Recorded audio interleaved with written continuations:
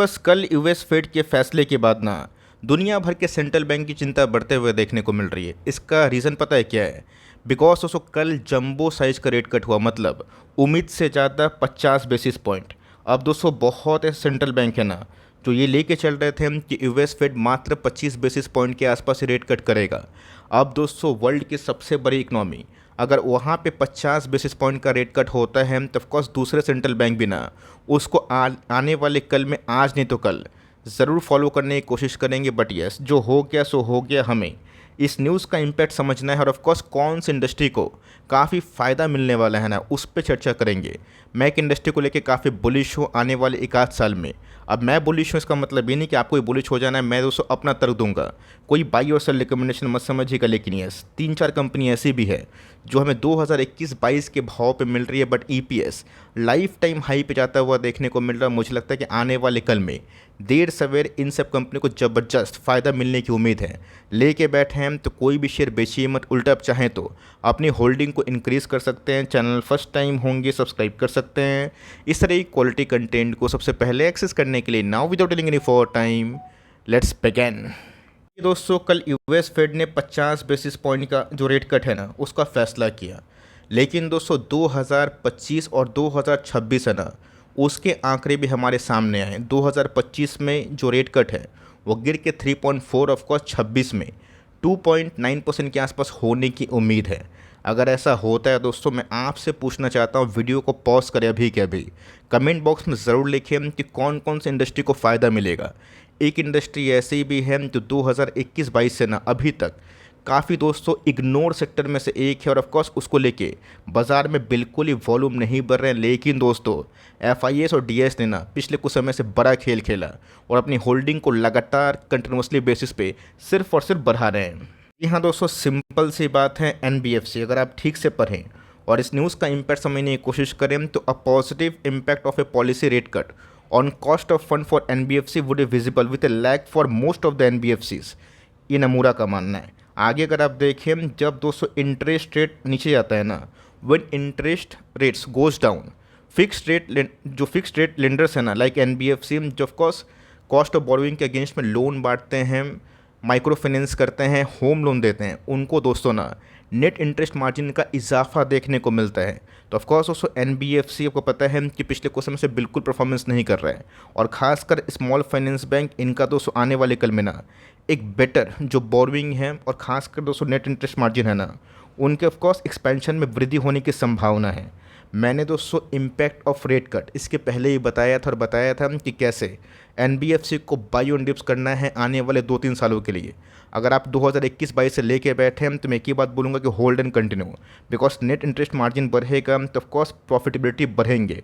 और जिस हिसाब से कैसे आपको पता है कि बहुत ऐसे एनबीएफसी है ना जो फिक्स्ड रेट ऑफ लोन्स बांट देते हैं, मतलब बहुत सारे एनबीएफसी वेरिएबल लोन बांटते हैं और बहुत सारे एनबीएफसी फिक्स्ड लोन बांट देते हैं। तो ऑफकोर्स का जो फिक्स्ड रेट वाली कहानी है ना, उसमें क्या होगा कि आपको एक सर्टेन ब्याज दर जो कमिट आप किए थे वही देना पड़ेगा। और पीछे से कैसे अगर cost of funding, cost of borrowing NBFC की कम हुई तो उनके दोस्तों नेट इंटरेस्ट मार्जिन्स में ना बड़ा इजाफा होने की उम्मीद है। देखते हैं दोस्तों हमारे गवर्नर साहब इसको लेके क्या प्रतिक्रिया देते हैं, बिकॉज मुझे पता है इनके ऊपर भी दोस्तों बहुत दबाव होगा। लेकिन यस, अगर हम लोग ये उम्मीद करें कि फटाफट जंबो रेट कट इंडिया भी करते, भारत भी करते, वो चीज़ सही नहीं है। यस, रेट कट हो सिस्टमेटिक वे से हो, बिकॉज आपको पता है कि रेट कट लार्जर साइज से करने से ना करेंसीज पे भी इसका दुष्प्रभाव पड़ता हुआ देखने को मिलेगा। इंडिया का जीडीपी बहुत ही अच्छा शाइन कर रहा है, इन्फ्लेशन भी काफ़ी कम है, तो मुझे लगता है कि इकोनॉमी को ज़रूरत तो है, बट जो जंबो रेट कट है उसकी अभी के टाइम आवश्यकता नहीं है। ऐसा कैसे मेरा पॉइंट ऑफ व्यू है।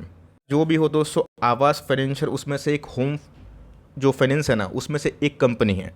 आज दोस्तों आपने नोटिस किया होगा कि बहुत सारे स्मॉल कैप मिड कैप में गिरावट हुई, बट इस कंपनी की बात की जाए आज बॉटम कितना था, 1801, और एट द एंड में दोस्तों डे हाई के आसपास क्लोजिंग देना ना, ये बतलाता है कि नीचे की तरफ से इनको अच्छी खासी बाइंग होते हुए देखने को मिल रही। मैं दिखाऊंगा ज़रूर डेटा जहाँ पे एफआईएस और डीएस ने कैसे खेल खेला है। एक साल की बात की जाए तो मैं इसको आपको भागा हुआ स्टॉक नहीं बता रहा हूँ, ऐसे बहुत सारे स्टॉक्स हैं जो एक साल में 200 क्या 300% भागे हैं। तो करेक्शन अगर होगा तो उन सब में 30-40% का करेक्शन बहुत ही आम सा बात है। लेकिन यस, जो कंपनी अभी तक नहीं भागी है और ऑफकोर्स आने वाले कल में रेट कट से उनकी संभावना बढ़ने की ज़्यादा है ना, और भागी ही नहीं है। यहाँ पे दोस्तों हमें एक बात आप बोल सकते हैं कि पॉकेट में एक कम रिस्क दिखाई पड़ता है, और ऑफकोर्स आने वाले कल में एक ह्यूज अपसाइड उम्मीद है। देखा गया तो जैसे लिस्टिंग हमें होते हुए देखने को मिल रही है, मात्र पैसे डबल किए। लेकिन दोस्तों यहाँ पे क्या हुआ था, 2021 के बाद यानी बहुत चेंज हुई, और उसके बाद क्या हमें देखने को मिला कि कंपनी टॉप से 60% गिरते हुए देखने को मिली, और ऑफकोर्स बॉटम बनाने के बाद एक रिकवरी के संकेत हमें देखने को मिल रहे हैं। नोटिस करिएगा कि छोटी कंपनी है, मात्र 14,000 करोड़ के आसपास की मार्केट कैप है। अगर आप ये समझें कि ये सब कंपनी में रिस्क एकदम होगा ही नहीं, तो ये गलत बात है। छोटी कंपनी है तो वोलेटाइल हमेशा रहती है, लेकिन यस पैसे बनने की क्षमता भी कुछ ज़्यादा होती है। TCS, रिलायंस, इन्फोसिस, टेक महिंद्रा, ये सब 200 ब्लू चिप कंपनी है। इन सब में आप एक दिन में ना 15-20% का मूवमेंट नहीं देखेंगे, लेकिन यस इन सब कंपनी पॉसिबल है। 29 का पी है, एक समय का 70 का पी था, जो गैस घट के 29 के आसपास है। और कंपनी का दोस्तों जो ROE है ना, वो काफ़ी इनलाइन है। इस नोटिस करिएगा कि रेपो रेट 204 से 6.5% के आसपास गया कोविड के बाद, और यहाँ पे दोस्तों कंपनी ने अपने सेल्स को डबल कर दिया, जो बहुत ही बड़ी बात है।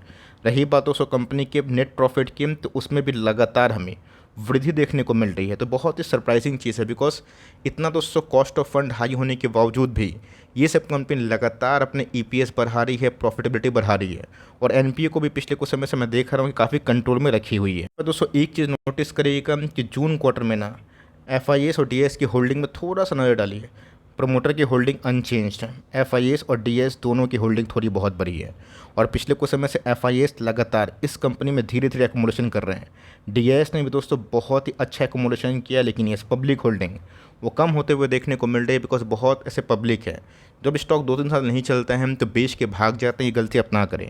अगर सही समय आता है, जब कंपनी के लिए अनुकूल इन्वायरमेंट क्रिएट होता है ना, एटलीस्ट मेरा ऐसा मानना है कि लॉन्ग टर्म उस टाइम कंपनी को होल्ड करना चाहिए। कंपनी की बात की जाए एप्टस वैल्यू हाउसिंग फाइनेंस, ये भी कैसे एक होम लोन वाली कंपनी है।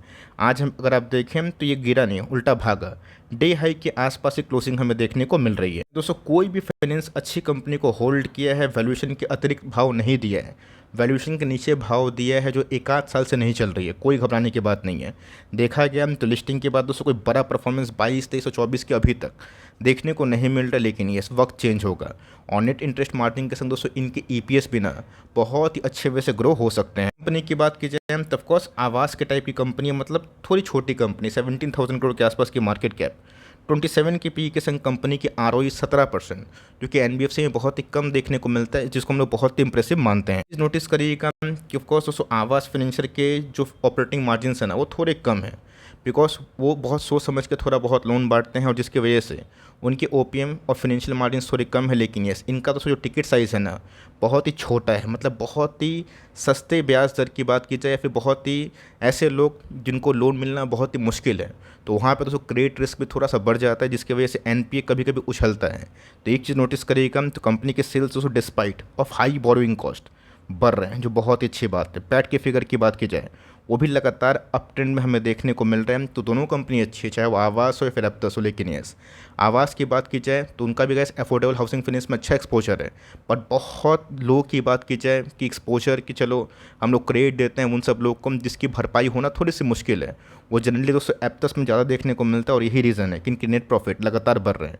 तो ऑफकोर्स एक रिस्क भी इमर्ज होता है। अगर आप इस रिस्क से ओके हैं तो दोस्तों इस कंपनी में आप चाहें तो ट्रैक एंड वॉच कर सकते हैं। तो दोस्तों प्रमोटर की होल्डिंग की 53% के आसपास है। FIS और DS जो अपने स्टेक को बढ़ाए, प्रमोटर माल बेचता है तो देखना बनता है कि FIS और DS माल खरीद रहे हैं फिर नहीं खरीद रहे। पब्लिक होल्डिंग की बात की जाए, वो थोड़ा बहुत श्रिंक होते हुए देखने को मिल रही है।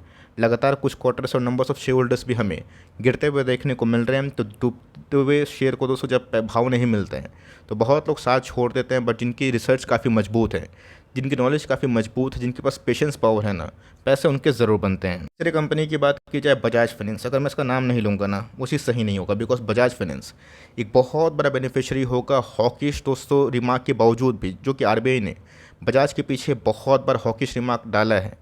बहुत सारे पेनल्टी और बहुत सारे आपको पता है कि एम्बार्गो में इम्पोज करने के बाद बजाज 210 का तस है। ये सेंटीमेंट बीच में ख़राब तो होते हैं, बट कंपनी में दम है, रिकवर भी होती है। तो कंपनी 7,500 के आसपास ट्रेड करती है। साल की बात की जाए तो एक साल में मात्र 0.7% के आसपास पैसे बने। मतलब दोस्तों मैं आपको कोई भागा हुआ शेयर नहीं बता रहा हूँ कि ऐसा शेयर जो 200% 300% भाग गया। ये वो सब कंपनी है जो लास्ट एक आध साल से थोड़ा बहुत अंडर परफॉर्म कर रही है। दोस्तों हमें मलाई खाने का मौका देता है, जहाँ पे डाउन साइड लिमिटेड होती है, अपसाइड मैक्सिमम होता है। और इसीलिए कैसे बोलता है कि स्टॉक को चेज़ ना करें। जो कंपनी 2-3 साल की कंसोलिडेशन के बाद निकलती है उसको देखें। अब बहुत लोग वेट करेंगे फाइनल कंफर्मेशन का और उसके बाद ही पोजीशन बनाएंगे। ये भी दोस्तों अच्छी रणनीति है कि एक लेवल्स के बाद जब स्टॉक बुलिश और लाइफ टाइम हाई को तोड़े, तब ट्रेंड के बाद हम लोग ट्रेंड इज़ योर फ्रेंड वाली कहानी किसमें घुसें। अगर आप ये मानसिकता से है वो भी ठीक है, ख़राब नहीं, लेकिन यस, इस कंपनी में अगर आप टाइमिंग छोड़ के एसआईपी करना भी चाहते हैं तो ज़बरदस्त कंपनी दिखाई पड़ती है। कंपनी दोस्तों कोई छोटी मोटी ग्रुप की कंपनी नहीं है। बजाज का दोस्तों क्राउन कंपनी है। और जितना दोस्तों आवास या फिर एप्टस, होम फर्स्ट, हुडको, बहुत सारी कंपनीज़ की बात की जाए वो सब हमें देखने को मिलते हैं। लेकिन ये कंपनी का मार्केट कैप इतना है ना जो पूरा इंटायर एनबीएफसी को संभाले, इतनी बड़ी मार्केट कैप वाली कंपनी है। अब रही बात, ये दोस्तों माइक्रो फाइनेंस में कुछ ज़्यादा एक्सपोजर करती है। होम लोन भी आपको पता है देने वाली कंपनी बजाज हाउसिंग आ गई है, लेकिन उसका वैल्यूएशंस काफ़ी महंगा है, तो थोड़ा सतर्क रहिएगा। बट यस, ऑटो लोन की बात की जाए, डिमांड की बात की जाए, कंज्यूमर की बात की जाए, उन समय में डिमांड बढ़ेगा सस्ते ब्याज दर के बाद, तो इस कंपनी को फ़ायदा होगा। 31 के पी के संग दोस्तों कंपनी की आरओई 22% है, जो बहुत रेयर हमें देखने को मिलता है। चीज़ दोस्तों वैल्यूएशन से मोहब्बत करना सीखिएगा, तो प्राइस को उतना नहीं पूजिएगा। बहुत लोग क्या करते हैं, प्राइस 300% भाग गया, उनको लगता है कि नेक्स्ट साल भी 300% भागेगा। ऐसा नहीं। वैल्यूएशन को समझ में आके दोस्तों अगर आप पोजीशन लेते हैं एक सही सपोर्ट में मीडियन पी के आसपास, आपको फ़ायदा ज़रूर होने वाला है। ऐसा कैसे मेरा निजी एक्सपीरियंस है। 45 दोस्तों इनका ना लास्ट 10 ईयर्स का हिस्ट्रिक पी है, जो अभी के टाइम दोस्तों मात्र 30 के आसपास है। मतलब अपने मीडियन पी से, मीन पी से भी सस्ते भाव पे अवेलेबल है। दोस्तों स्टॉक नहीं भागा, चलिए कोई बात नहीं, लेकिन स्टॉक का अर्निंग्स बढ़ना चाहिए। अगर स्टॉक का अर्निंग्स नहीं बढ़ रहा है तो हमें देखना है ये कारण टेम्प्रोरी है फिर लॉन्ग टर्म वाला है, कि बिजनेस इंपैक्ट हो गया। अगर ऐसा कुछ नहीं है तो अच्छी बात है। लेकिन यस, अगर अर्निंग्स बढ़ रहे हैं, स्टॉक प्राइस उधर पे ही है, तो कोई दिक्कत वाली बात नहीं है। बिकॉज जब वो भागती है ना तो सारे साल के पैसे ना दोस्तों 10 दिन बनाती है। नेट प्रॉफिट की बात की जाए डबल होते हुए देखने को मिल रहा है। और यहाँ पे दोस्तों जो स्ट्रेस है ना वो क्लियरली विजिबल है कि ब्रेकआउट नहीं मिल रहा है नेट प्रॉफिट में, क्योंकि पिछले कुछ समय से अगर इनकी क्रेडिट कार्ड की बात की जाए फिर वेरियस जगह पे आरबीआई थोड़ा सा हाथ धो के पीछे पड़ गई थी। इसी के बीच में अगर आप देखें तो प्रमोटर द्वारा दोस्तों थोड़ा सा माल एक्मुलेशन होता हुआ देखने को मिल रहा है। 0.1% एफआईएस की होल्डिंग लगातार बढ़ते हुए देखने को मिल रही है। डीएस की होल्डिंग 0.1% से कम हुई है। बट दोस्तों मैं बताना चाहूँगा ना, 3-4 साल पहले डीएस की होल्डिंग मात्र 9% के आसपास थी और अभी के टाइम मैक्सिमम होते हुए देखने को मिल रही है। पब्लिक होल्डिंग लगातार कम होते हुए देखने को मिल रही है। तो तीनों कंपनी दोस्तों मुझे अच्छे लगते हैं, बट इसका मतलब नहीं कि आपको अच्छे लगे। मैंने कहा इस न्यूज़ पढ़ा, न्यूज़ का इम्पैक्ट बताया और मुझे क्या लगता है ना, मैंने उसके ऊपर टिप्पणी करने की कोशिश की। यस, कोई रिकमेंडेशन दोस्तों आप मत समझिएगा। बिकॉज आवास की बात की जाए, बजाज की बात की जाए, ये सब कंपनी को हमने आज से नहीं बहुत लंबे टाइम से होल्ड किया है। तो ऑफकोर्स हमारी होल्डिंग से प्रभावित ना होकर सिर्फ बाई और सेल का रिकमेंडेशन मत समझिएगा। आप अपने पॉइंट ऑफ व्यू जज करिए, वेरियस आर्टिकल्स पढ़े, न्यूज़ निकालें। आपको अगर कॉन्फिडेंस फील होता है अपने दोस्तों मानसिकता के अकॉर्डिंग अपना कॉल आप ले सकते हैं। वीडियो अच्छी लेकिन इन्फॉर्मेटिव लगी, कुछ सीखने को मिला तो ज़रूर बताइएगा कमेंट बॉक्स में। और चैनल को सब्सक्राइब भी कर दीजिएगा, वीडियो को मैक्सिमम लाइक भी दबा दीजिएगा। तो गाइस मिलते हैं जल्दी ही, तब तक के लिए bye. Thanks for listening friends, God bless you all.